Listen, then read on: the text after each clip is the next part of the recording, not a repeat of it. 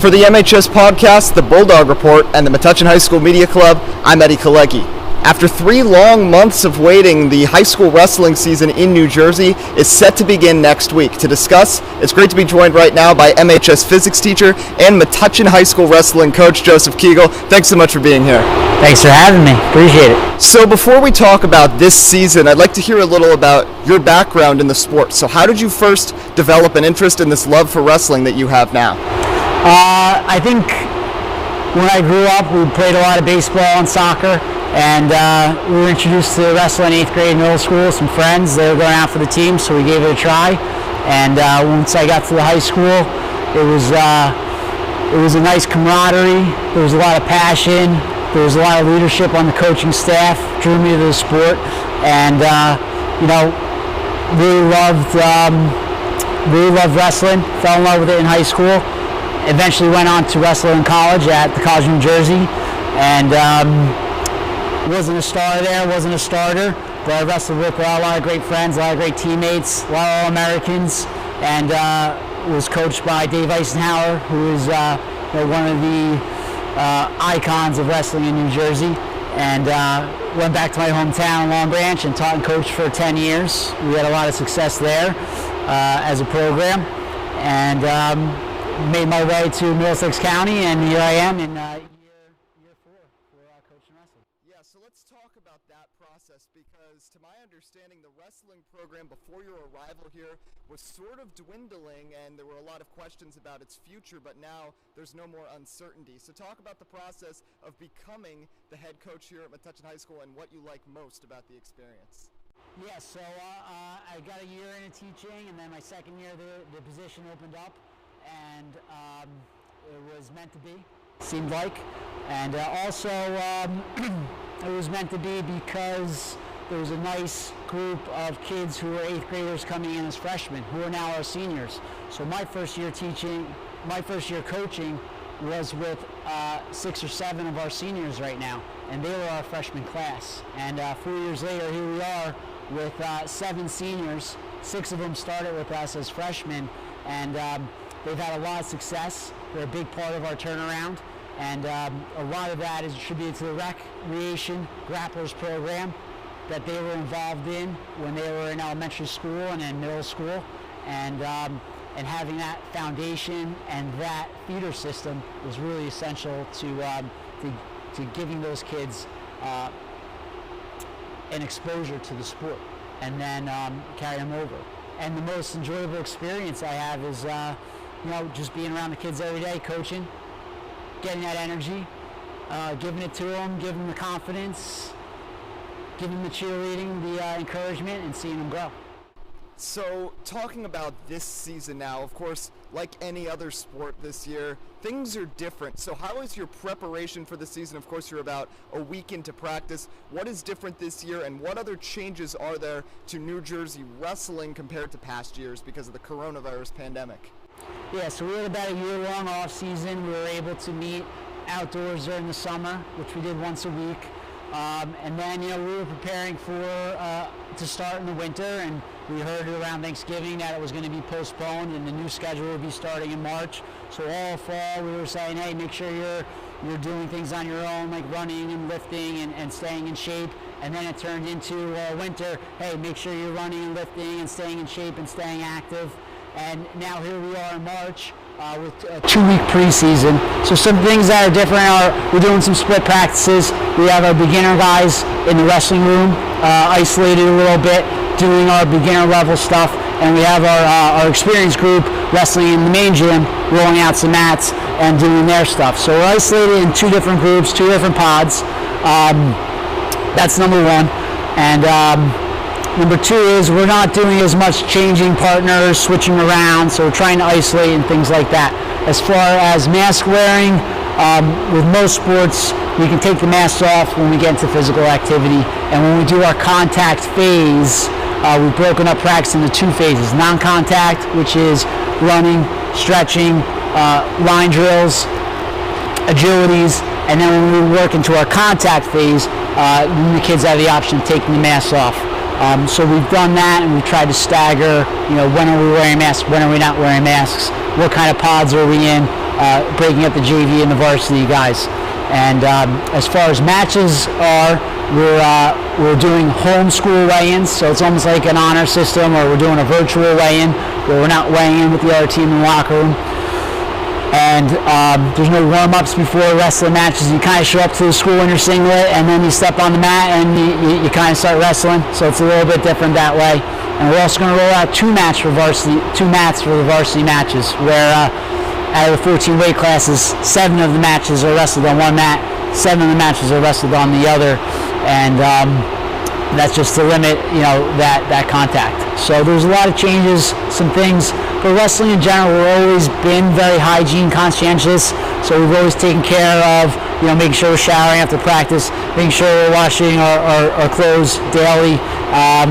We have skin disinfectant wipes. Those have always been in practice.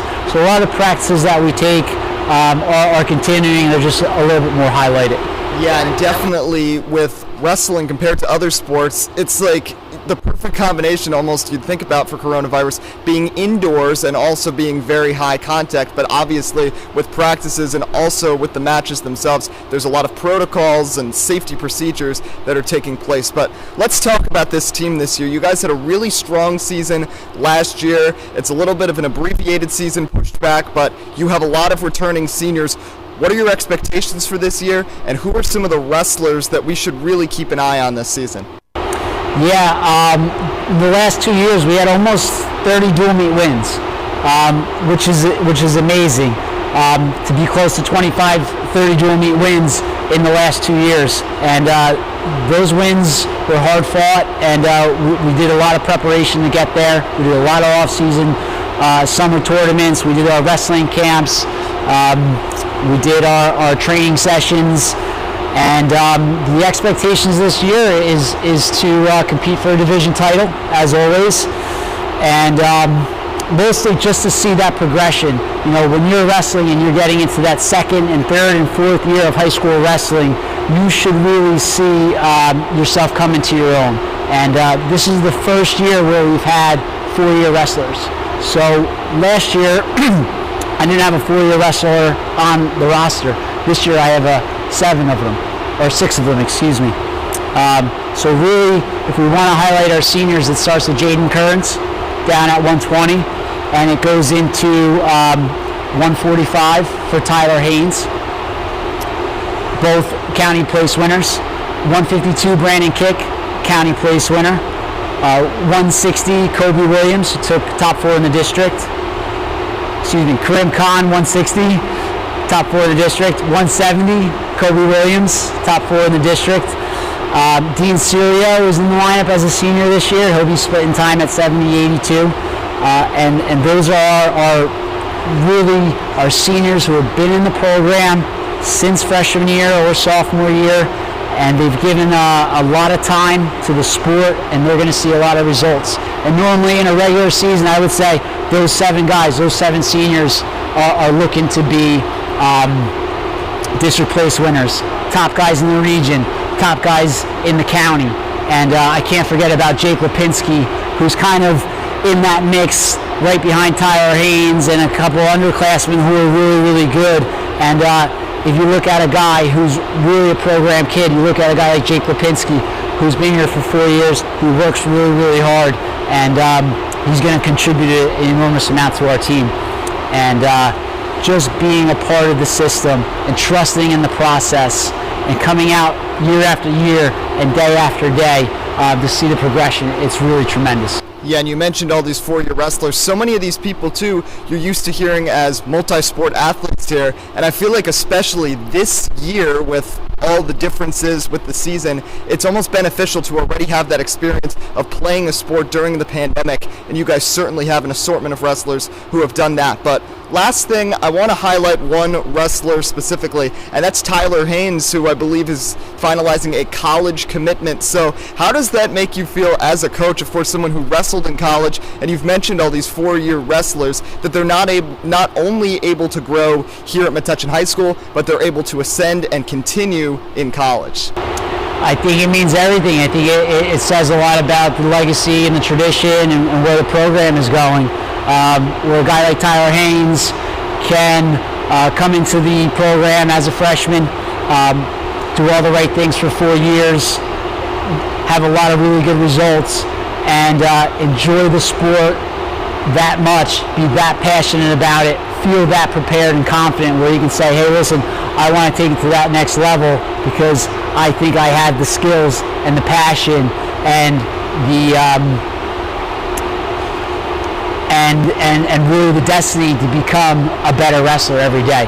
So Tyler Haynes means a lot to us, and he's someone we'll talk about a lot in the future once he graduates, and we're going to talk about, hey, listen, people who come into our program, they go on to the next level. They go on to the next level because they're being taught a philosophy in terms of technique, in terms of work ethic, in terms of how to go about day-to-day life and how to go about a practice with a strong work ethic, with integrity.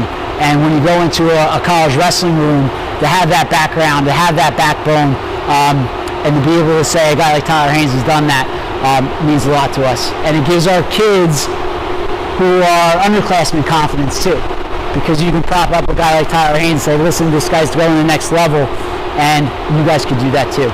Yeah, certainly he can serve as a great model for some of the younger wrestlers. Well, you guys kick things off next week. Very exciting. I know you're excited. I know the wrestlers are as well. Coach Kegel, thanks for joining us today, and best of luck this season. Thanks, Eddie. Appreciate it. All right, so for the Metuchen High School Media Club, the MHS Podcast, and the Bulldog Report, I'm Eddie Kalegi signing off of the first edition of Coach's Corner. Have a great rest of your night.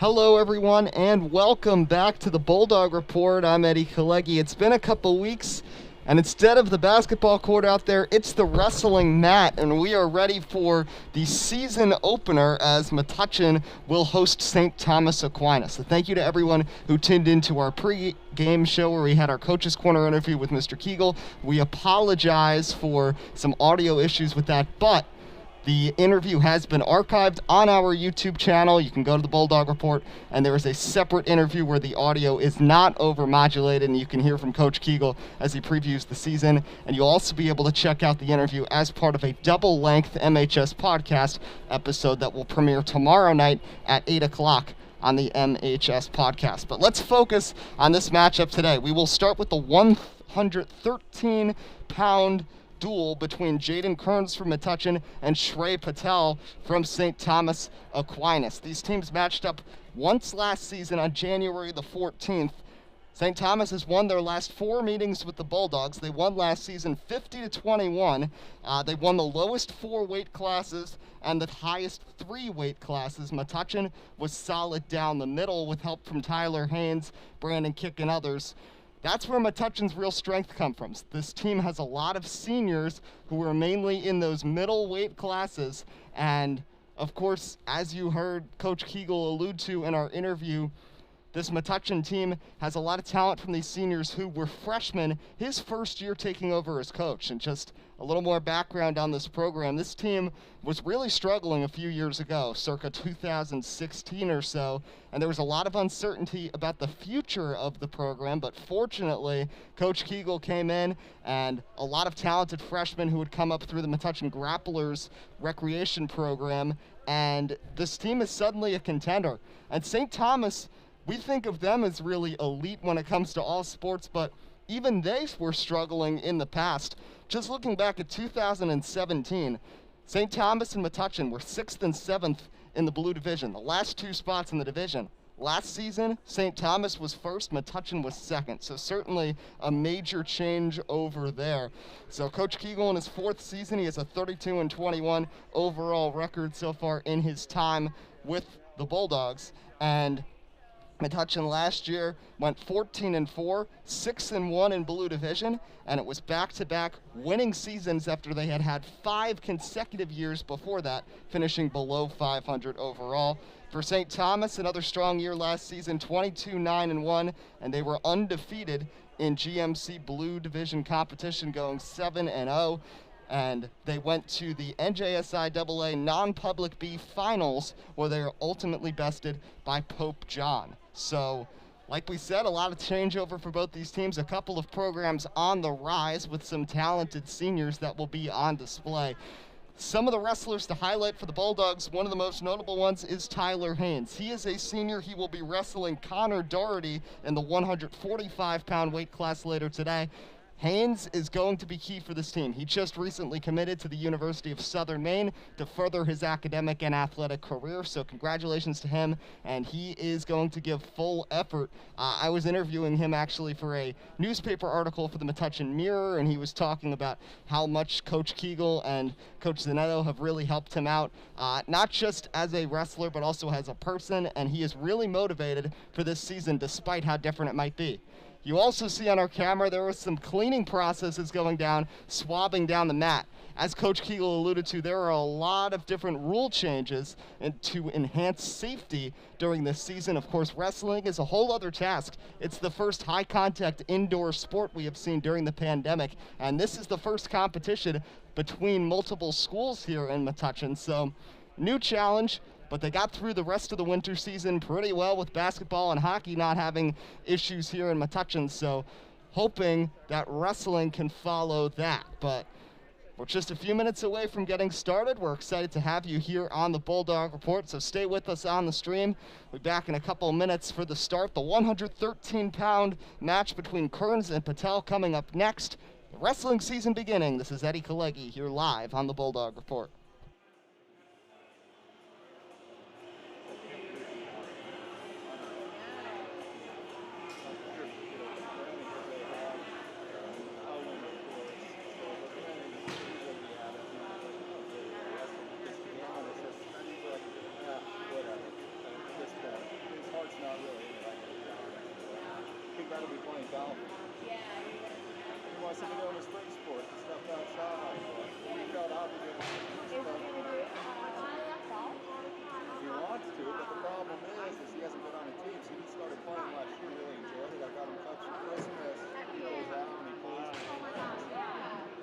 come to country clubs and you play like 12 rounds with me. He's like, this is great. But he wanted to be fun. It'd be funny to go. So the problem is, it overlaps, and he doesn't have any experience with this. So he can't walk out late. If he was like one of the stars and he played every year, A different story. He's not good enough because I know some of the kids that have started and I've seen him play. They're really good, but he would still be able to go and get the rounds in over at Galloping Hill in Kenilworth where they practice. So he wanted to do it. Is that where they practice? Yeah, they go over Galloping Hill. I played that with him I played it once, yeah. a long time ago. Because I used to play. I don't play anymore. Yeah, I stopped for like 20 years, and then with the pandemic, some friends joined, and you get the discount rate for the first 2 years. And John, he joined after I did. On Saturday night for a little bit. Oh, for the party. Dinner. Oh, now you were able to get in? Yeah, Okay. after I saw your card, I was like, oh, this is home. Yeah. I was over there for like an hour. Yeah. Like, that's good. That's good, yeah. Blame you. And he was like, John's like, I should have come from the walker, like, you know, he's like, oh, we want girls now. Yeah, but I get together with her like every couple of weeks. Yeah, she's very nice. I know for a while she was going over to the gym, and she said you should start going. She said now it gets too crowded for her, so it's like too small, so she will go like to the room, but she hasn't gone back to the Y. Because I don't see her there. No, To be yeah. honest, it's never more than one or two people. She said the Y now is so I go to the country club gym because there's hardly anybody there, and that's where Marlise was the one who told me that. And I saw her once or twice, but then she doesn't go. I'm not going to the gym because I got a lot of people right today. I said I'm not going to. I don't have to play. I mean, I got my 2 shots, and I feel comfortable doing things now. But it's just as working out. Even if when I'm on my bike and I have to put a mask on because I'm in a crowded area, I can skate it. So it's just me. I'm an old fart, you know, I can't believe this criticism. All right, so over at the scorer's table, the team captains and Coach Kegel were both just there to meet up and get ready to go. And like we said, the 113-pound weight class will be starting off this evening's affair, and it'll be Jaden Kearns, one of those seniors talked about with Metuchen, one of those 4-year wrestlers, one of the lower weight class guys, but is still very dominant out there and has been since he was an underclassman, facing off with Shrey Patel. So a lot to be excited about here as we get ready for the start of this season opener. Metuchen will be home once again on Saturday. They'll be hosting South River. That will be an 11 a.m. contest there, their second match of the season. For St. Thomas, they'll continue on the road on Friday against Middlesex. But looks like we're getting set for the national anthem, so we'll step aside.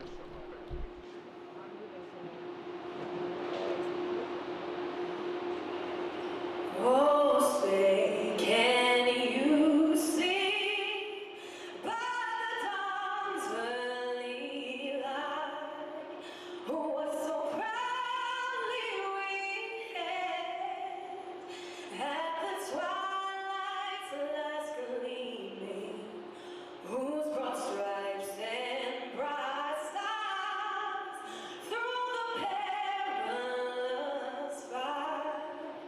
Oh, the ramparts we watched were so gallantly streaming, and the rockets rock aloud, the bombs bursting in air, gave proof through the night that our flag was still there.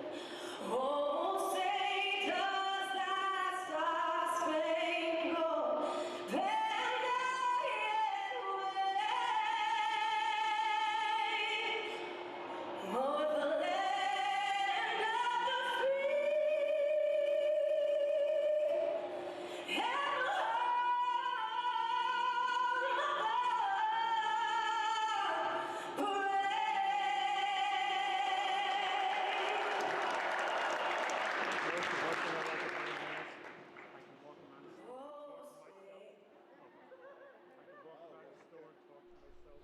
All right, so we are just about ready to go here as St. Thomas and Metuchen will face off. Of course, these teams have a bit of a rivalry in other sports as well. For example, in football playing in the same division, recently basketball, St. Thomas was recently moved out of the blue division because of their recent rise to become one of the premier programs in Central Jersey. But the matchup's getting set. Let's send it once again down to the mat.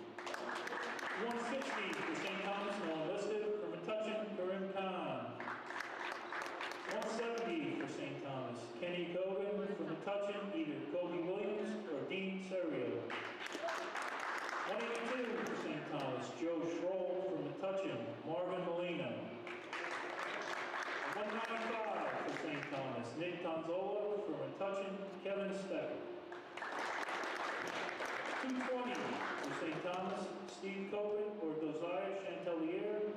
For Metuchen, Matt King. There's no wrestlers listed at 285. St. Thomas is coached by Nick Tonzola. Metuchen's coach is Joe.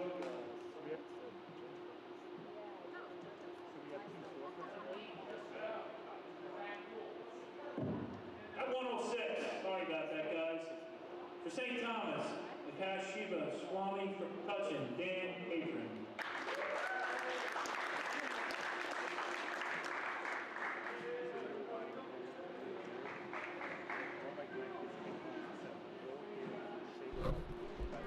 All right, so the introductions are done, and now we are ready to wrestle.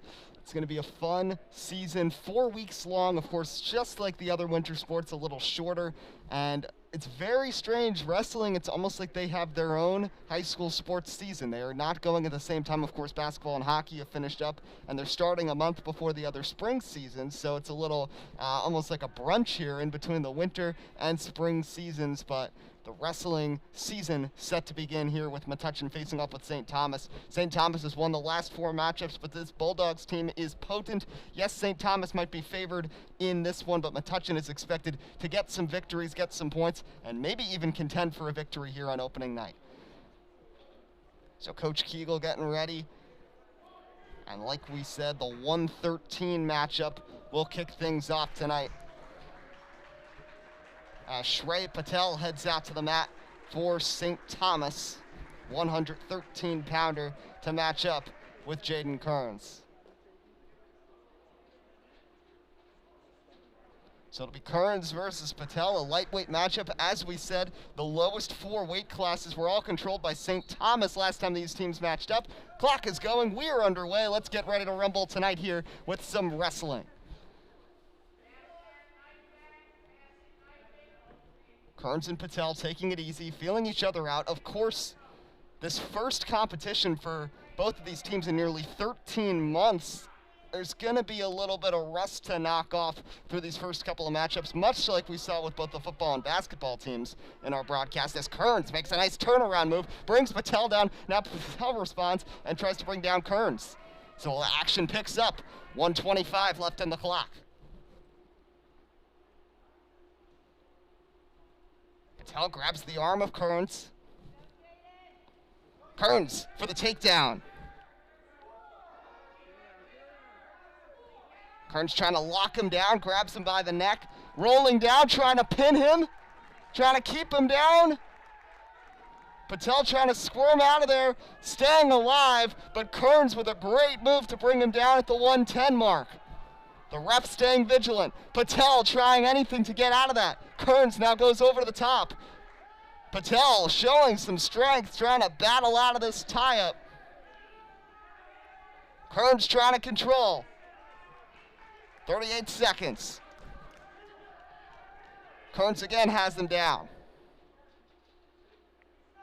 But Patel trying to keep a form there, trying to push up with his back to try to keep Kearns from fully pressing him down and getting the pin.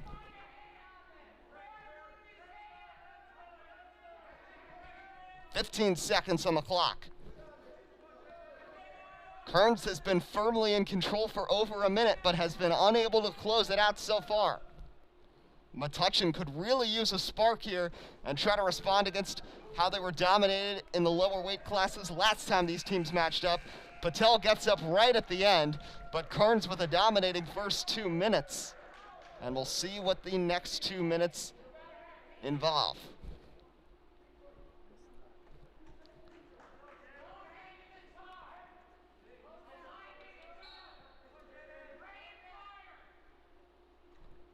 And here we go.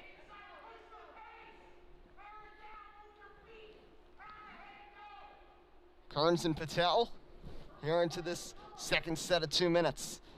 Patel, of course, is frustrated with this is how his season for his team has begun, getting knocked down like that. Now Kearns goes down, trying to get the takedown again, but Patel responds much better than in the last round.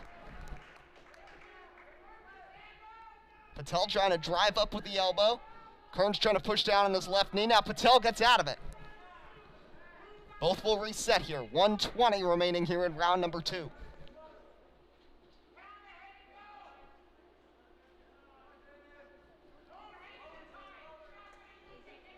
Kearns and Patel now will reset, looking for good positioning. Grabbing for the head, but nothing much happening with that right now. Patel with the arm lock, gets free. Now he and Kearns will batter. 50 seconds. Patel certainly looking much better here in this second round after getting held down for much of the opening round, pinned down for nearly a minute, but Kearns just could not finish him off when he got the initial takedown. It's the 113-pound matchup, first of the night. No JV matchups in this one today. It is simply a varsity contest here between Metuchen and St. Thomas, the top 2 in the blue division last season.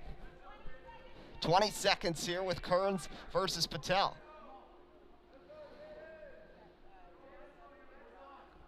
Kearns taking it calm right now, probably just wanted to rest up for a few seconds after all that he had to deal with, and it looks like we could be heading to a round 3. Patel brings him down for a second, but the clock will run out. 4 minutes in. Kearns was firmly in control in those first 2 minutes, but Patel has bounced back. And now we'll start from beneath. Patel, a nice job to break out of that, but Kearns slams him down, trying to keep him down now. Back in the pin like the first round. Kearns over the top, trying to restrict the arms and keep Patel getting out of that, but Patel gets a right arm free, trying to get through from underneath Kearns.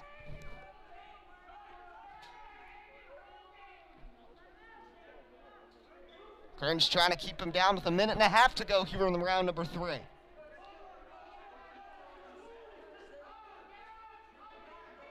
Patel again showing the strength, gets back up and gets out of it. Now he's going to try for a reverse takedown, gets tied up at the ankles with Kearns, and it ends up being Kearns who ends up on top.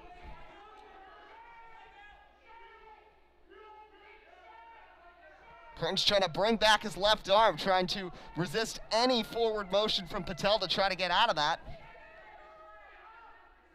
Rolls over, under 1 minute remaining now in round number 3. St. Thomas sideline really energized. Coach Kegel calling out the directions to Jaden Kearns as well.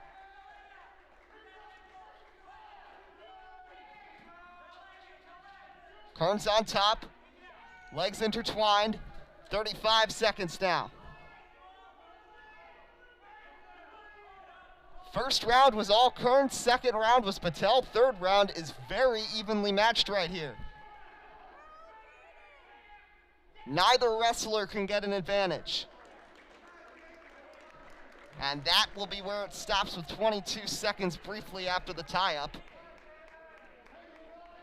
And Kearns will once again begin from over the top. 22 seconds after they broke up the tie up there. Final few seconds of the third round. Can either wrestler make a late move in these final 10 seconds? Tied up in the upper body right now, both standing, nothing much happening. And time will run out. What a battle here between Kearns and Patel, and Kearns gets Metuchen the early victory to take a 3-0 lead. Let's take a look back at how he took advantage in the first round. You watch this was with 1:15 left. He dove down from the bottom and made the great move right there to take down Patel, and was able to control the match for the most part at that point. So the 113-pound weight class, which started off this season right here, and it ends in a high note for Metuchen as senior Jaden Kearns gets it done. And now bout number 2 about to get underway here. It'll be Brian McCarthy against Luke Franchak, the 120-pound matchup.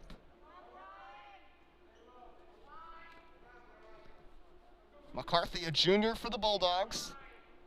Wrestled a bit with the varsity team last year, but now is trying to have a good season, pushing Franchak out nearly out of the circle. As you see, of course, they are wrestling on a different mat than earlier. They will alternate mats here, of course, to try to ensure safety and proper cleaning protocols in between matches to keep this as sanitary as possible. Of course, wrestling is always a sport where being sanitary is important, but as you see McCarthy here getting a handle on Franchak, but Franchak has a lot of upper body strength right now to be trying to push out of that with McCarthy. Once again going out of the circle, and they'll head back in here with 120 remaining here in the first round of this 120-pound bout. Clock running again. McCarthy dives down low, a little bit of a fake out move there.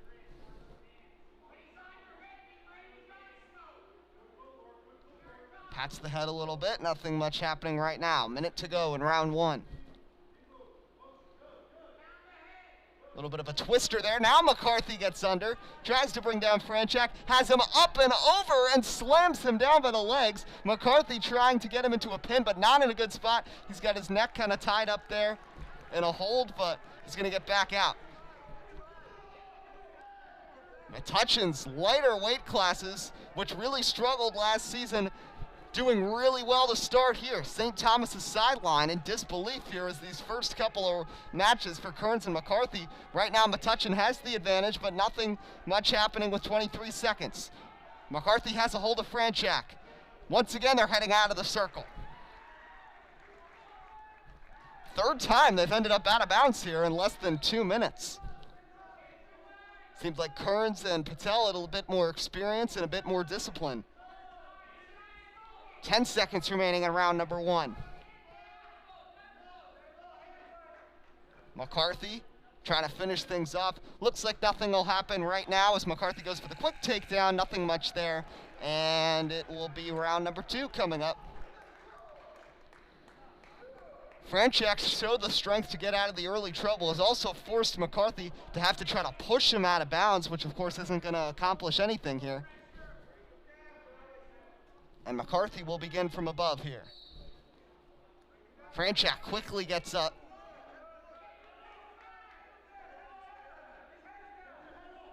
McCarthy's been able to keep him down, but can't get over the top of him like Kearns was able to do with Patel, which was really the deciding factor in that matchup. But now McCarthy trying to get some momentum.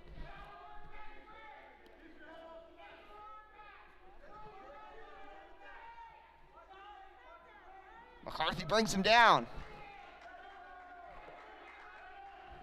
125 remaining here in round number 2.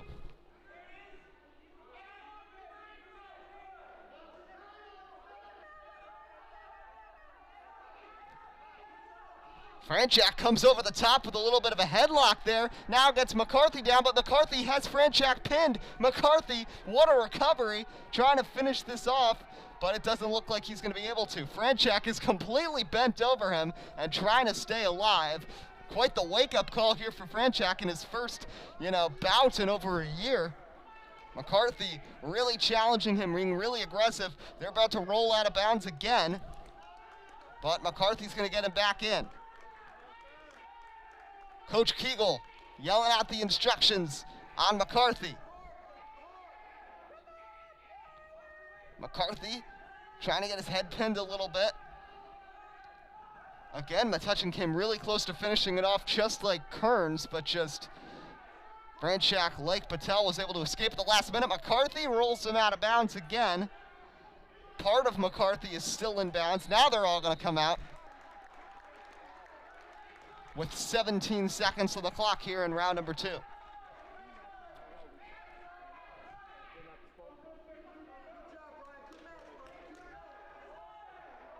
Franchak will start from the bottom and once again gets out of that pretty easily. Will we see any last-ditch moves here before round 3? Franchak looks over. McCarthy. Nothing much happening right here. McCarthy tries to bring him down, but the time will run out. But a really strong first 2 rounds here for Brian McCarthy here against Luke Franchak.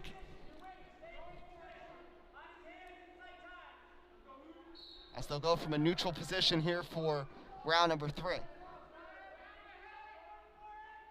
McCarthy. But Franchak's got a hold on his right knee. Franchak trying to grapple and bring him down. McCarthy is over the top. McCarthy rolls over, trying to pin down Franchak, but now Franchak has the advantage for a moment over McCarthy. McCarthy trying to stay free. 1:36 to go. McCarthy versus Franchak, top 2 in the blue division from last season. Back and forth here as Franchak will toss McCarthy out with 1:28 to go. And that is a nice momentum boost there for Luke Franchak, able to take control out of the neutral position.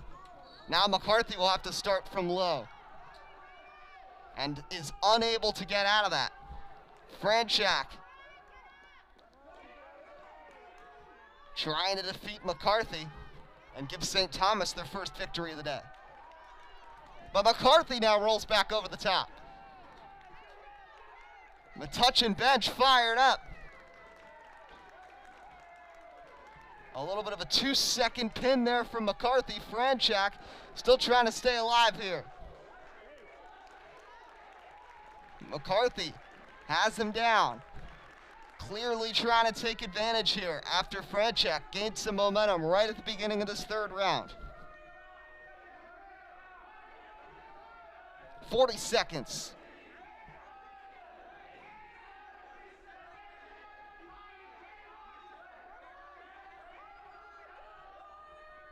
$30 seconds now. McCarthy and Franchak, not much happening. McCarthy over Franchak, trying to bring him down. But Franchak is going to get out of it. McCarthy not having any of that. I'll bring him back down. 15 seconds.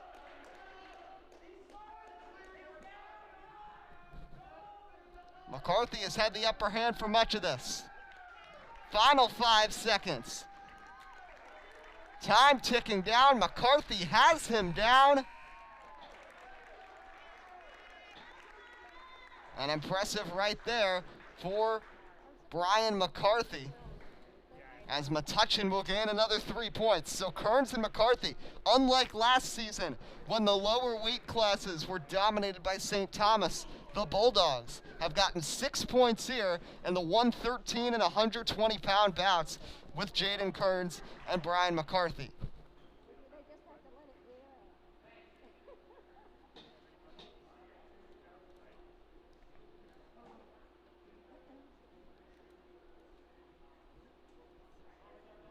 And we'll see who will be out here next.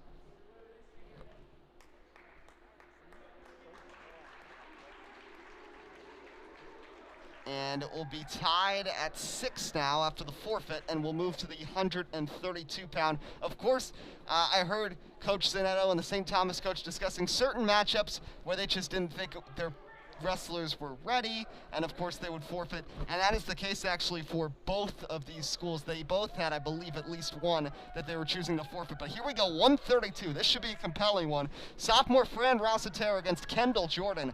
Fran is a freshman last year. Really took this program by storm, and with so many seniors leaving next year, he will have a major role heading into the 2022 season. But here we go, 2021, Fran Rossiter's season debut against Kendall Jordan, as we're deadlocked at 6 after Metuchen got 2 decisions their way for Kearns and McCarthy, and then the forfeit at 126 went to St. Thomas to even the score at 6.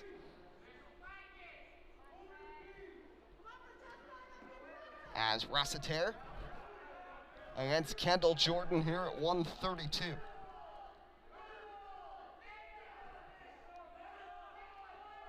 Both of the actual bouts we've had so far, Metuchen has won by a decision after 3 rounds, but haven't been able to finish these wrestlers off, which would add some points to their score. And, they have gotten to 2 seconds on a couple of these pins. Both Kearns and McCarthy were able to do that, but some evasion tactics by both Patel and Franchek to get out of it. So let's see what Rossiter and Kendall Jordan can do as we approach the middle weight classes. 51 seconds here remaining in the bout.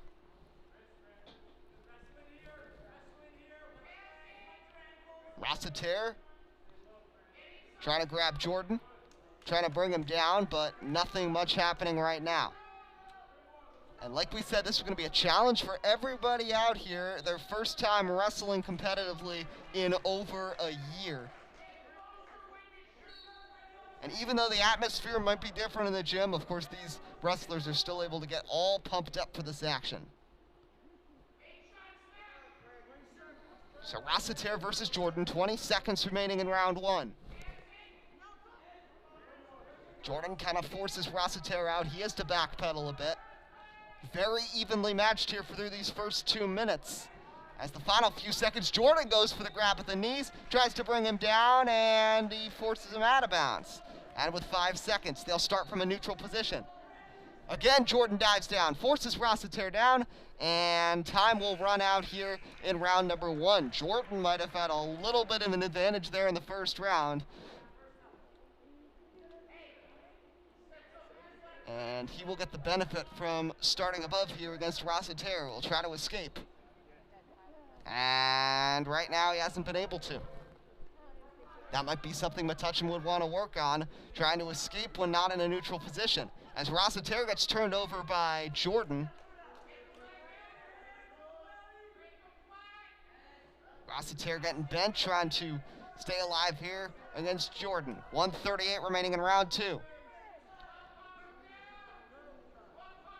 Rossiter is strong, but Jordan is very strong as well, and both of these athletes really showing off their abilities in this very hotly contested skirmish right now. 1:16 remaining in round number 2. Rossiter here against Kendall Jordan. Rossiter is kind of trapped under by Jordan, has been for about 30 seconds, and is just trying to fight his way out of this, but Kendall Jordan is taking control. Jordan is not giving Rossiter any room for error right now, and now gets over to the top. Coach Kegel trying to inspire Rossiter. 40 seconds in round 2. Rossiter gets up.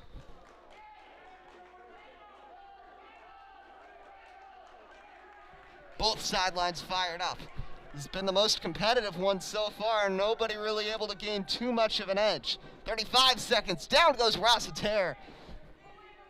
Jordan the takedown, trying to keep him down here with 30 seconds remaining in round number 2. 132-pound class, 3rd bout of the day, 4th weight class of the day.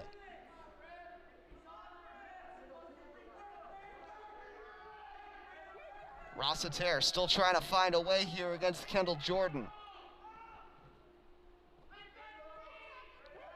But it is all Kendall Jordan right now, keeping Rossiter down for nearly this entire 2nd round as the clock will run out.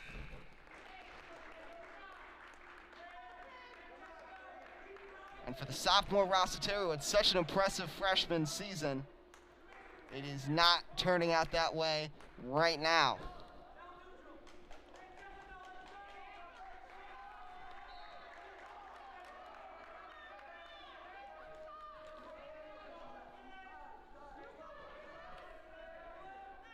Jordan and Rossiter with 150 remaining in round number 3. Rossiter gets out of that. Now he's got Jordan tied up. They both go to the ground. Rossiter couldn't finish things. Now Jordan's got him by the neck. They are right on the edge of the circle right now. Rossiter gets flipped out of it a bit and is now trying to use his upper body strength to fight out of that. And now they'll both go plunging out of bounds with 1:23 to go here.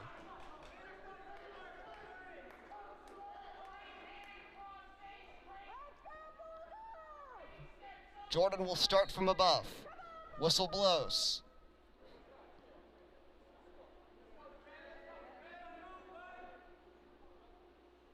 Jordan slams down Rossiter. You can tell that Fran Rossiter is frustrated with how his first match of the season is going, as Kendall Jordan trying to take control, trying to keep him down.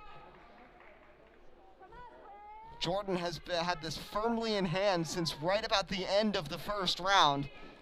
Hasn't been able to pin him, but Rossiter has not put up too much of a fight so far. 47 seconds.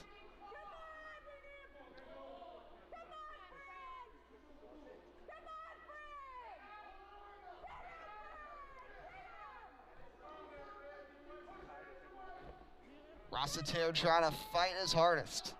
Here with 30 seconds on the clock. And they'll head out of bounds with the 26.3 mark. And again, Jordan will opt here to come from above.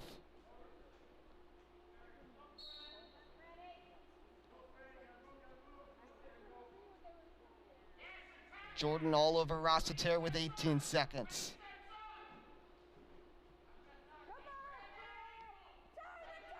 Rossiter gets back up. A little late life here from Fran Rossiter. 7 seconds. Both wrestlers energized as the clock ticks down. Kendall Jordan with a strong performance here against Rossiter. As they'll shake hands, and the decision, of course, will go in favor of Kendall Jordan, who dominated that one after the end of the first round. So it's St. Thomas 9, Metuchen 6 here, as we're through 4 weight classes here on the Bulldog Report.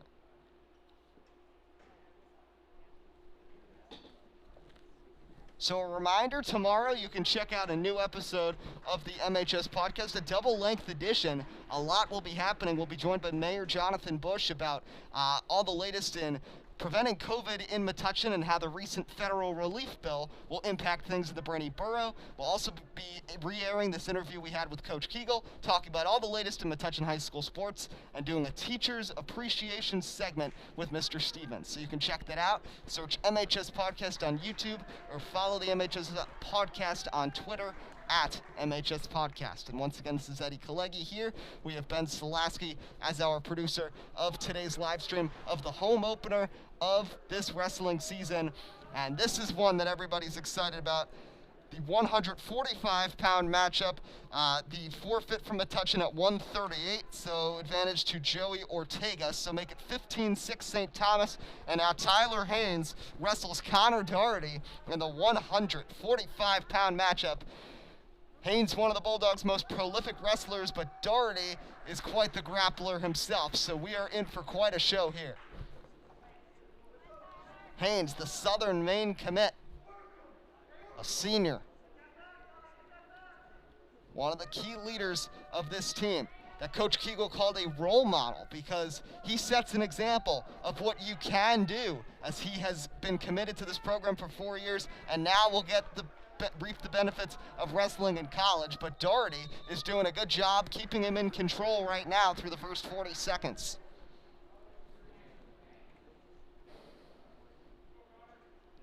Advantage Doherty here off the whistle.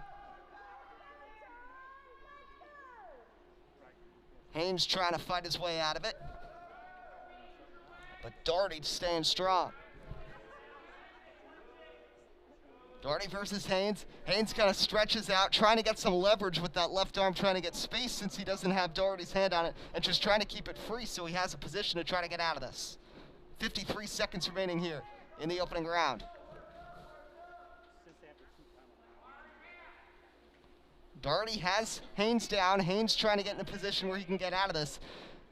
And for the Bulldogs in their lighter weight classes with both Kearns and McCarthy, they were the ones doing this. They were the ones dominating. Then Fran Rossiter struggled in the 132-pound matchup against Kendall Jordan. And right now, Doherty in control against one of Metuchen's best wrestlers in Tyler Haynes, with 25 seconds remaining here in the first round.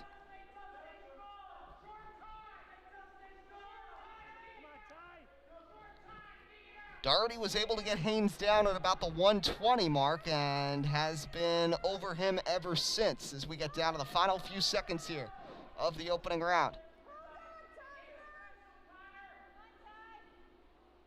Haynes trying to stay in the best position, but Doherty does a great job there. So we are through the first round of the 145-pound matchup. Coach Kegel gives some instructions from the Bulldogs sideline, and here we go for round two.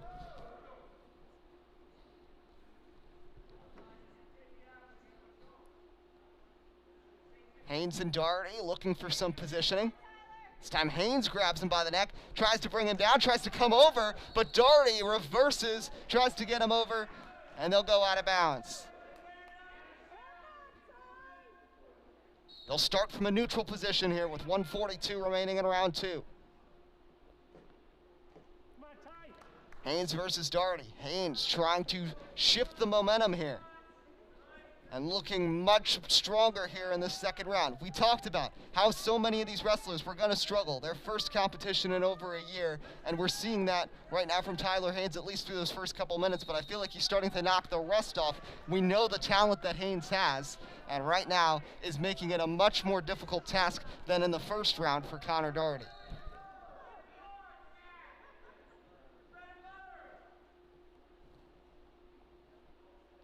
Haynes goes down for the legs, but kind of gets pinned down a little bit, trying to get out of it, but now Doherty is over the top. Haynes trying to get out of it. Doherty has him down as the count is coming. Haynes trying to find a way out of it. But Connor Doherty is having his way right now with Tyler Haynes. Haynes looked like he was starting to get some of that momentum back at the onset of the second round, but that has since changed. Can Haynes find his way out of it with 40 seconds?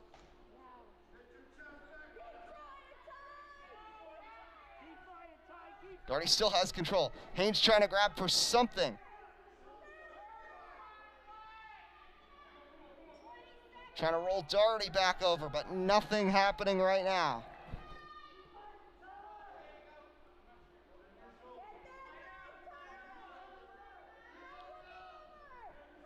You can see how anxious both coaches are on the sidelines watching this battle, as Haynes just can't do anything at this point, and that will send us here to round number three. Haynes stays alive to fight to a third round, but has struggled here against Connor Doherty, and you can see that he is tired out from these first 4 minutes. They'll start from a neutral position here for round three. It's the 145-pound class. Haynes versus Doherty.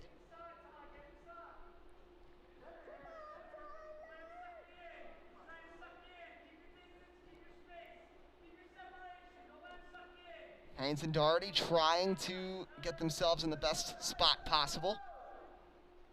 And Haynes trying to bring him down. But Doherty clenches him over the left shoulder. Haynes will get back up as they go out of the circle.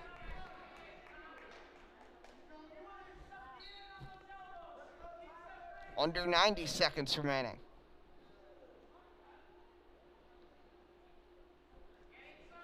Haynes versus Doherty. We'll head into a pair of 152-pound bouts after this. Haynes trying to get a little bit of an advantage on Doherty, tries to pin his hand down. He's looking a little more secure here right now, but Doherty is trying to make something happen from underneath.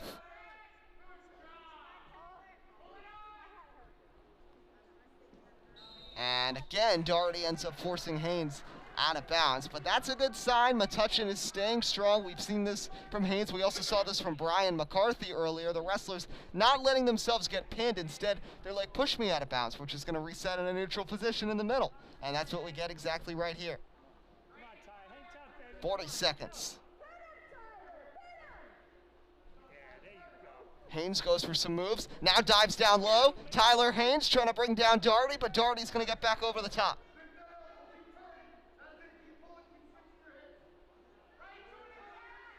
And again, now Doherty on top of Haynes with 20 seconds.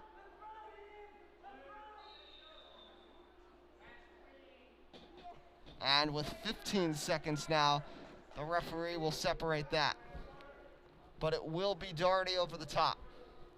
St. Thomas trying to finish off a victory. They were down 6-0 after 2 straight decisions went Metuchen's way, then a couple of forfeits, and now looking for their second consecutive actual victory here against some of Metuchen's better wrestlers. With 5 seconds on the clock, Doherty keeping Haynes down. The time will run out, and a very strong performance right there from Connor Doherty against Tyler Haynes. St. Thomas obviously gets the victory and will improve to a 19-6 advantage right here.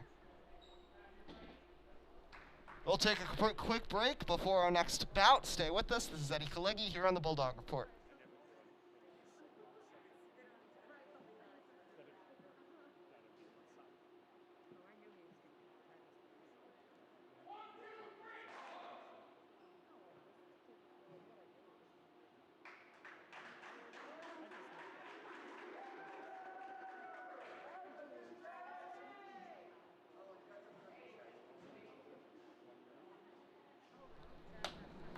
Welcome back here live on the Bulldog Report. This is Eddie Kalegi. We've got our next bout going here. It's a 152-pound matchup, the first of 2 of that variety right here.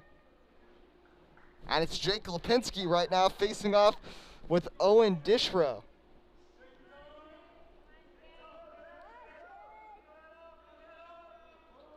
Metuchen was up 6-0. They got back-to-back lightweight victories with Jaden Kearns at 113, Brian McCarthy at 120, a couple of forfeits. They did not have wrestlers at 126 or 138, but then Rossiter with a defeat against Kendall Jordan, and then Connor Doherty just defeated U Southern Maine commit Tyler Haynes.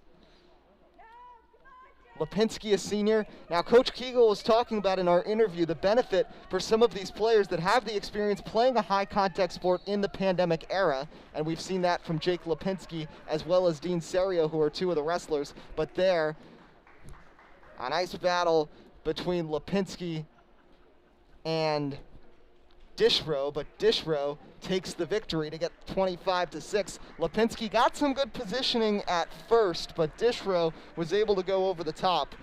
Let's try to get a replay of the game-changing moment here. With 1.5 minutes to go, they were kind of tied up. It was pretty neutral, and then Dishrow was able to get Lipinski into position, rolled him over, got him tied up, and that was about the finish of that. So let's switch things back over now to what's going on now. It's the second 152-pound matchup. This is Jose Martinez against Brandon Kick, another one of the Bulldogs seniors who has been with the program since their freshman year and Coach Kegel's first at the helm of this Metuchen High School wrestling team. 25 unanswered points here for St. Thomas Aquinas, who were undefeated in the blue division last year. Metuchen was 6-1. These 2 teams were 6th and 7th in the blue division back in 2017, but then became the top 2 programs last year and are looking to continue the momentum here in this abbreviated season. Kick so far doing a nice job against Martinez. Martinez has him by the leg, trips him up, brings him down as they go out of the circle. What a move right there by Jose Martinez.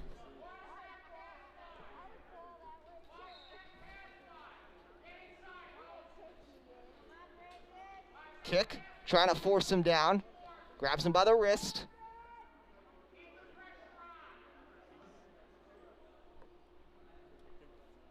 with 1 minute remaining in the opening round. Metuchen looking to battle back. The middle weight classes were where they had the advantage last time against St. Thomas Aquinas, and it's been the complete opposite here. 50 seconds here remaining in round one.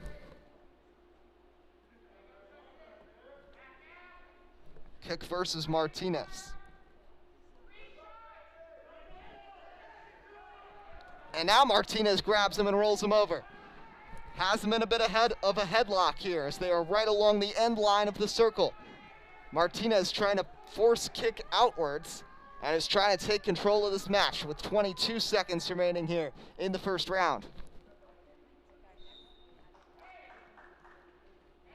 And they'll blow that one dead.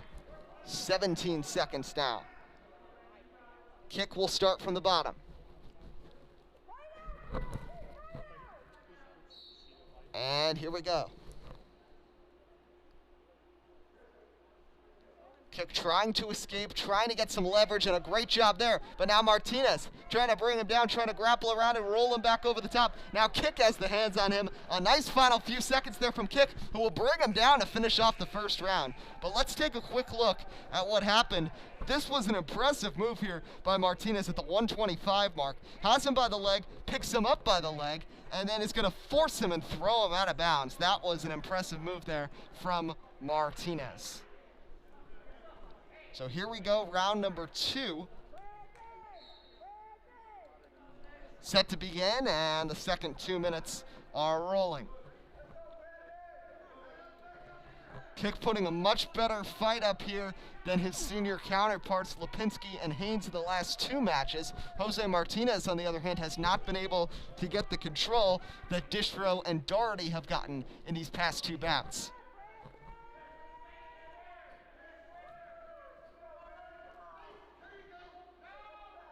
Kick forces his leg down, gets him back over.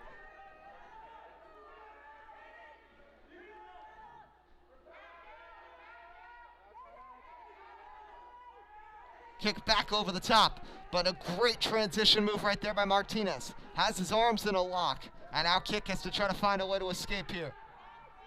Martinez has just taken control of this with 1:05 remaining in round number 2.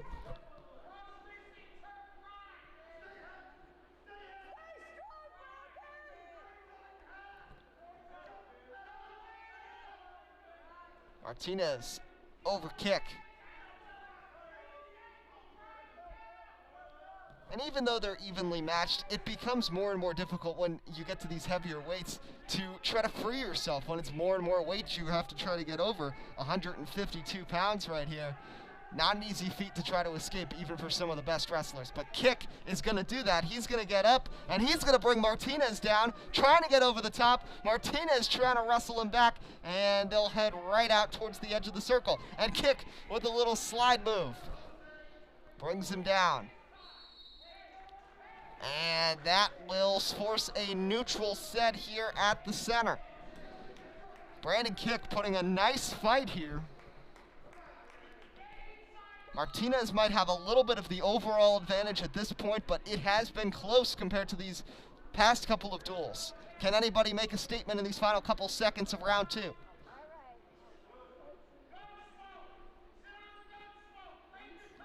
Final second. But Kick with a nice recovery after getting pinned for almost 30 seconds down there. Martinez couldn't hang on, and now we will have a very important round 3. And Kick will be starting from the top. Actually, let's see, it looks like he's going to go neutral instead. And here we go.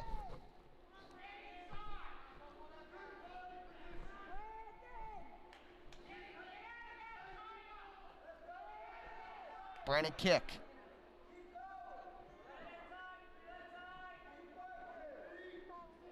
Looking for positioning. Nothing much happening through these first few minutes, except for a couple of careful arm grabs.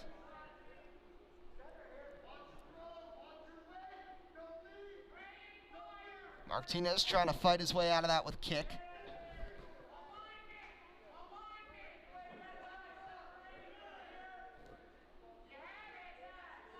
Brandon Kick versus Jose Martinez. Next scheduled matchup, I believe, is Kobe Williams against Kenny Koshaw at 170.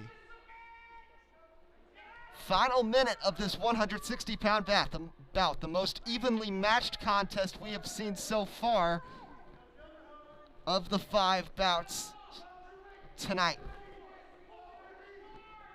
Kick once again gets brought down to his knees and is able to get out of it. Martinez is not able to take control like some of his teammates have been able to do against these Metuchen wrestlers, especially against their experienced wrestlers like Tyler Haynes and Jaden Kearns. Kick showing how he just continues to improve and is still one of the premier wrestlers here. A longtime wrestler, the senior Kick. As Martinez forces him out with 25 seconds on the clock. They'll be neutral, so this will be a big last 25 seconds.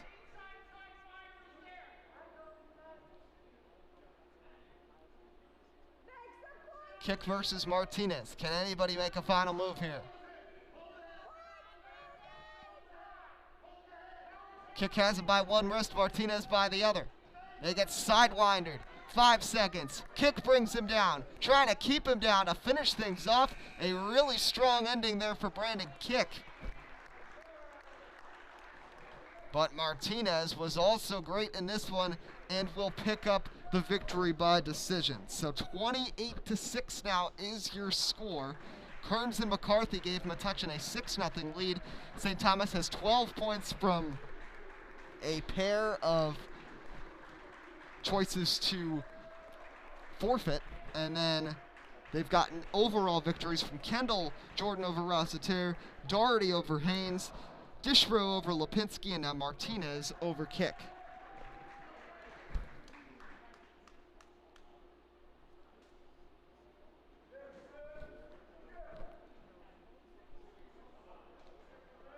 We'll get ready here at 170. This is Karim Khan. I think this is against Kenny Koshaw. There was a blank on the St. Thomas roster, so if I didn't get that one right, apologies. But it is Karim Khan, another one of these seniors out there right now from Metuchen.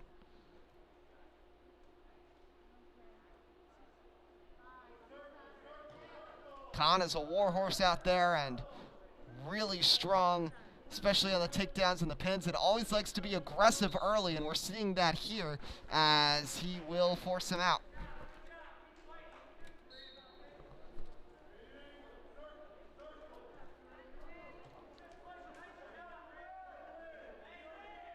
Khan now gets brought down. Gets to 2 seconds on the takedown.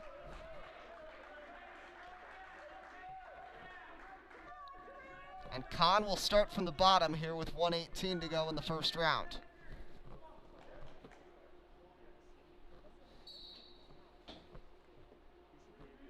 And off we go.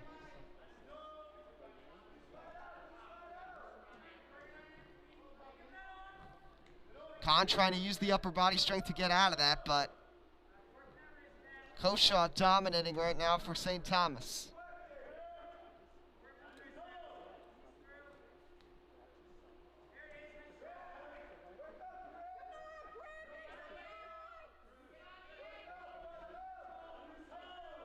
"45 seconds.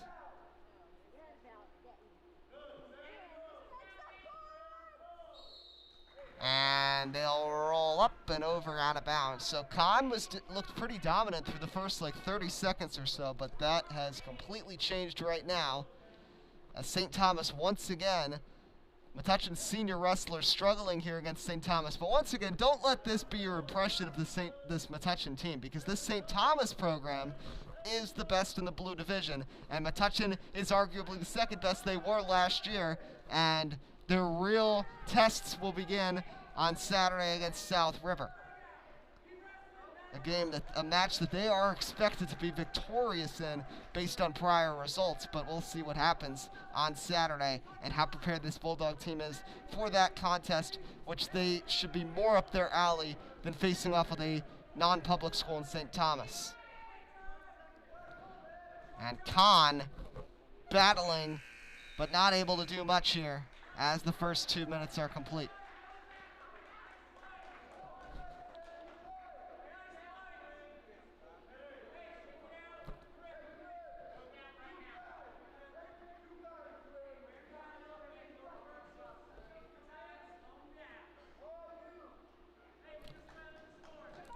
Con will start from over the top here as we begin round number 2. St. Thomas up overall 28-6. And off we go.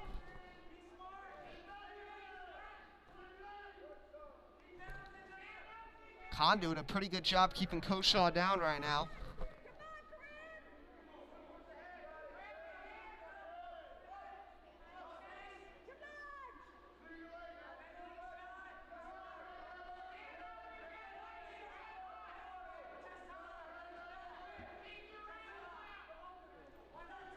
But Koshaw able to stand up now at 130. And now it goes for the takedown on Khan. Goes for the double leg hold right there, but Khan is going to force him back up and ends up forcing him out of bounds. And we'll have a neutral stand here with 1:16 remaining in round 2.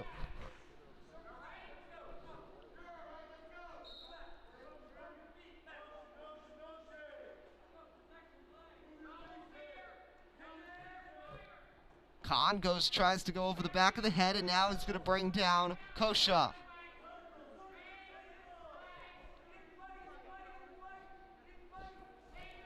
Gets back up. 55 seconds remaining in round 2.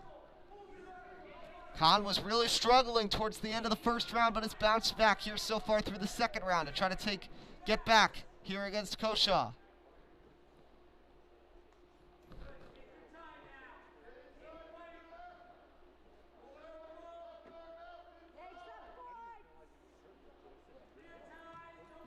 Khan nearly forced out to the edge of the circle.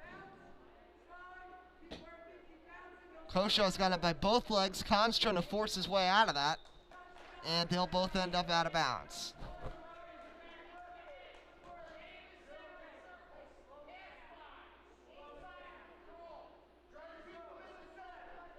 "23 seconds remaining here in round number 2.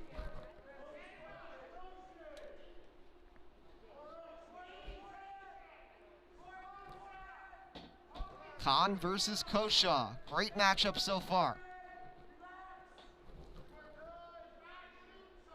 Clock running out here for round 2. Koshaw with a last burst. And we'll head to round 3.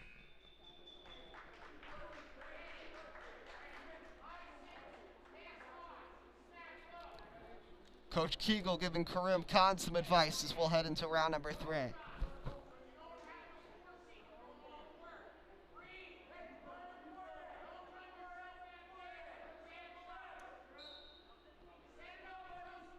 So here we go, Karim Khan versus Kenny Koshaw, round 3.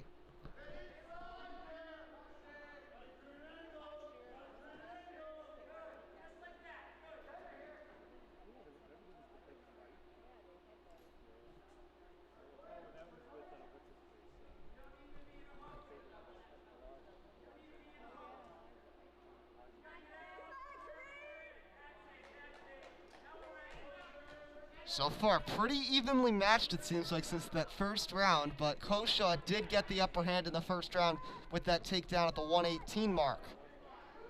And Khan trying to force his way out of it, and they'll end up out of bounds. Khan from beneath. 118 remaining in round 3. I believe at most we have 6 bouts remaining, so we are just about past halfway here, at least tonight. 108 remaining here. Khan is now trapped under. Just looking for a good way to try to escape here, but he is really struggling right now.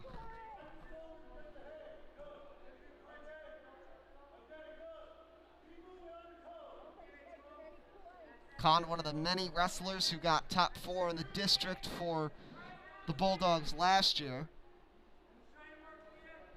They finished in 3rd place in District 14 Faced off with Bayonne at the end of last season. 32 seconds remaining here in round 3. Khan right at the edge of the circle.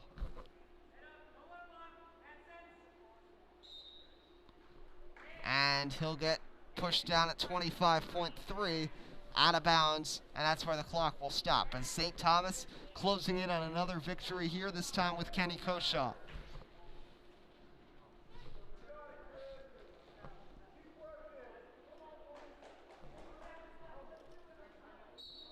Whistle blows. Final 25 seconds. Khan versus Koshaw. 170-pound bout.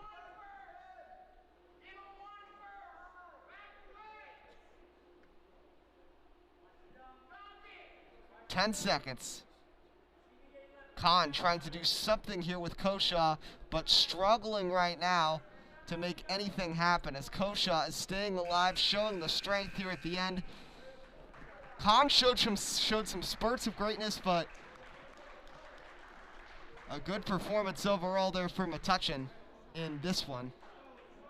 But St. Thomas takes it 31-6. And just overall, here's the situation here. Metuchen, we know all the talent, we know the senior talent, but we also knew this was going to be a struggle getting ready for their first match of the season. We also knew that it was going to be a long road in terms of doing well against St. Thomas, but you have to be prepared for opponents like this, and you have to be ready, even if it's that season opener. Even if it's been a year since you wrestled competitively, you have to be prepared for the challenge that they're going to give you, and we've certainly seen that here.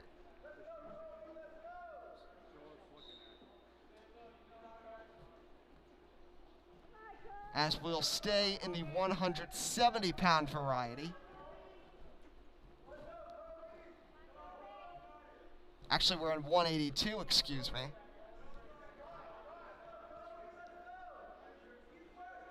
With Metuchen and St. Thomas continuing to battle. It's Kobe Williams out there, another senior for the Bulldogs, against Joe Schroll.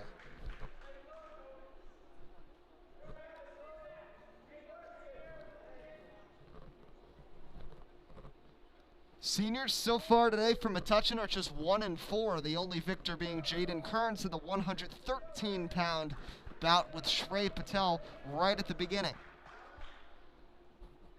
Since then, we have seen Haynes, Kick, Khan, and Lipinski along with Rossitero go down, but Williams with a nice takedown on Schroll. Schroll using the strength to try to get back up out of that, but Kobe Williams in a very advantageous position here, 1 minute in. 31 unanswered points here for St. Thomas. It was 50-21 the final score the last time these teams matched up. Now obviously Metuchen did forfeit from 2 because they did not think their wrestlers in those respective classes were prepared yet for competitive action.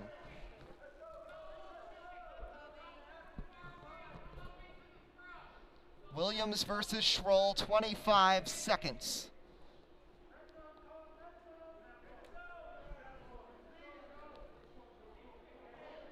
Williams goes down low.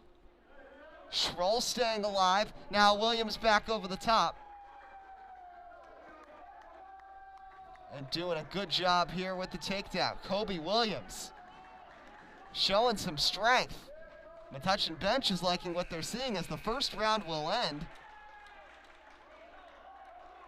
Schroll with a nice recovery at the end, but overall, Kobe Williams showing a lot more fight, aggression, and a lot less hesitant than some of these other senior wrestlers and the typical stars of this wrestling team have been today. And he'll be on top here for round 2.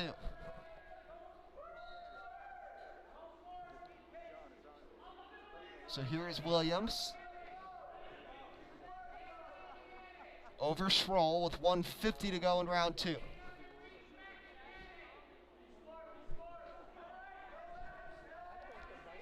I believe we have 3 more bouts after this.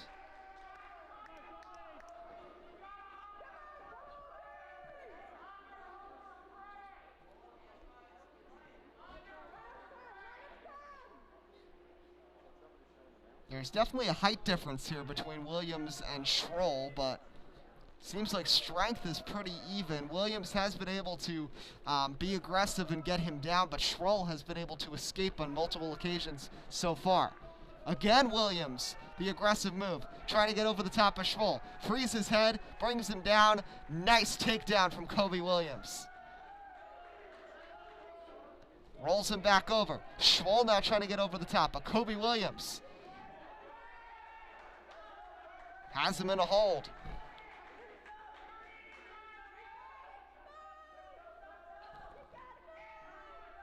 Williams trying to get a little bit of a headlock going there as they'll roll out of bounds with 44 seconds remaining in round number 2.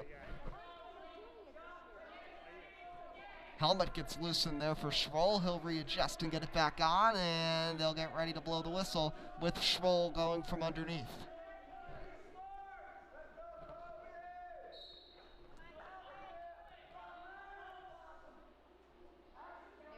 Williams trying to make the first move here. Changes position, avoids the headlock.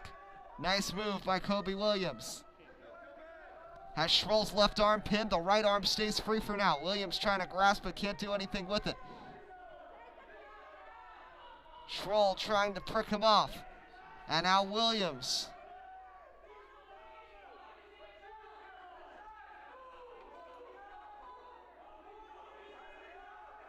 With 5 seconds here, Kobe Williams with a really strong performance so far. 2.8 is where the stoppage will happen.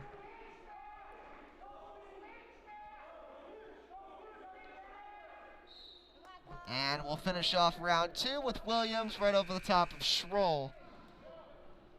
Really strong first 2 rounds. You see Coach Kegel trying to inspire him for round number 3. St. Thomas coach also giving some words of wisdom here to Joe Schroll. Kobe Williams doing really well right now, trying to give Metuchen their first points since the 120-pound matchup really early, almost an hour ago. Since then, it has been all St. Thomas. Schroll versus Williams. Williams escapes that headlock. Great job by Kobe Williams on the turnaround.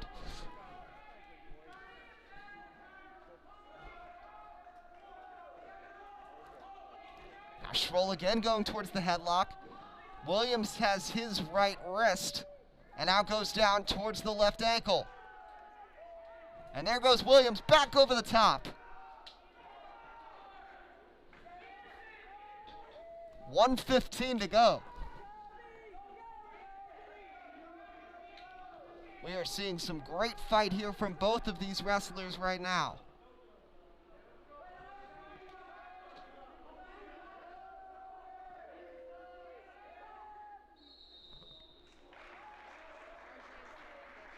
And they're going to blow it dead for the second time.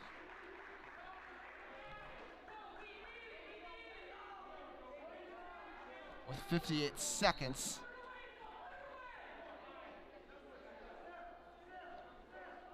As now Williams will try to reset.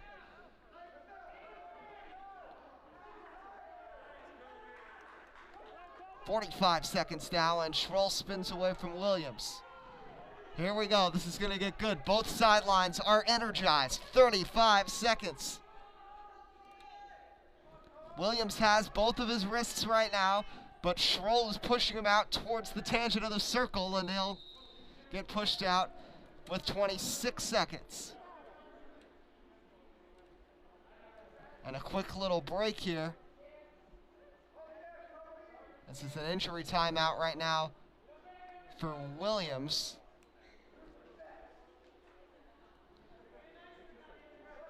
Schroll getting some water.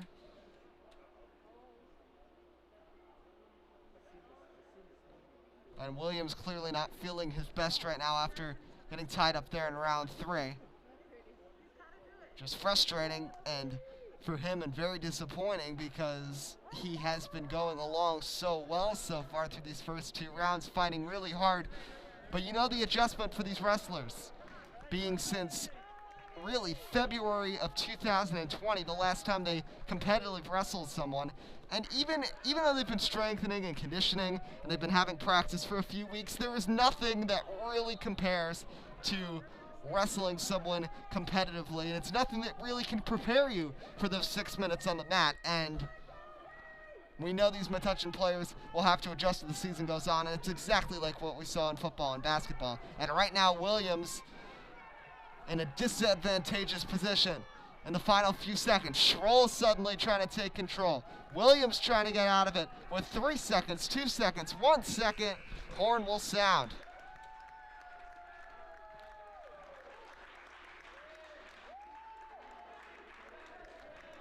What a battle there between Kobe Williams and Schroll. That'll be 3 points over to Metuchen for Kobe Williams. Metuchen's third decision. McCarthy and Kearns got them at 113 and 120, and now Williams at 182. Stay with us here on the Bulldog Report. We'll take a quick break.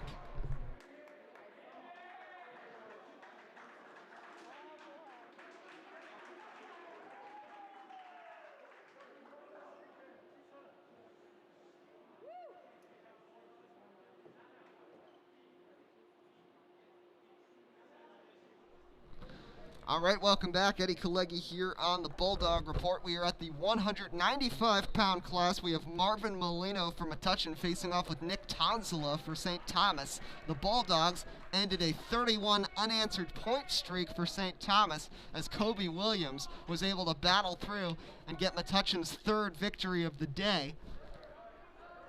And now as we enter the heavyweights, we talked about how St. Thomas controlled the lightweights in 2020. It was a similar deal with the heavyweights. The three highest weight classes, the Trojans were victorious.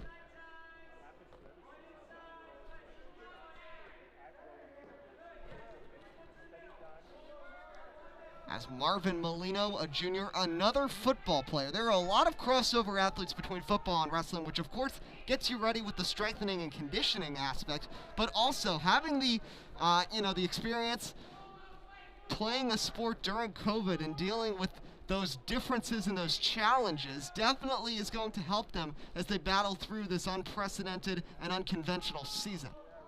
And right now, Molino and Tonzila, the heavyweights going at it, doing a pretty good job.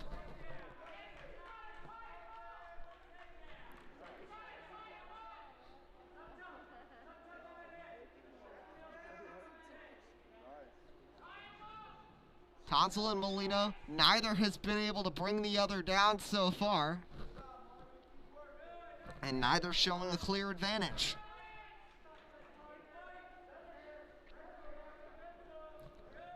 Molino gets free.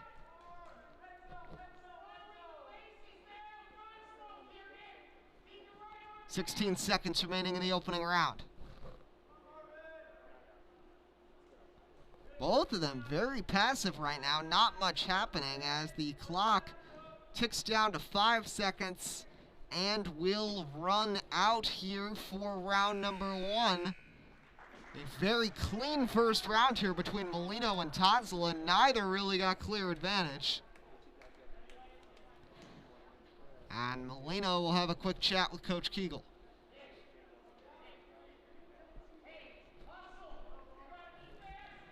Molino will start from the bottom. Round number 2, 195-pound class. Tonzila dragging Molino down. Molino fights back out of it. Molino has Tonzila. Spinning him around.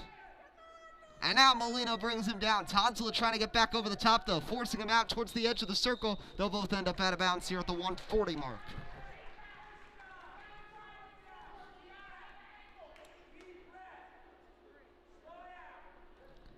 So for Metuchen, of course, this was a gauge of how well they could compete with St. Thomas. We know this Trojan team is the class of the Blue Division, but are the Bulldogs the second best Blue Division team again? Saturday at 11 a.m. when they face up with South River will be the next test to see if Metuchen is truly up to that hierarchy in the GMC Blue Division.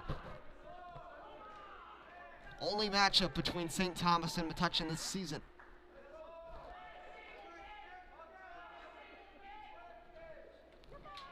1:07 remaining here in round number 2. Molino. Trying to get down underneath from Tanzla. Tries for a double leg grab right there, but couldn't get him down. Only one takedown here through these first 3.5 minutes of this bout. Molino and Tanzla are basically just pushing and shoving each other around and not able to really do much. They're going to have to try to get aggressive here.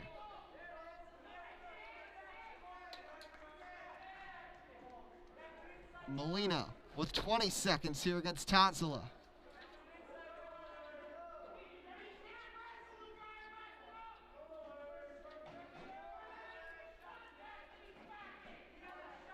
Molino out towards the edge with 5 seconds. Completely out of the circle. Gets back in. Clock running out, and that will be the end of round number 2. 4 minutes gone.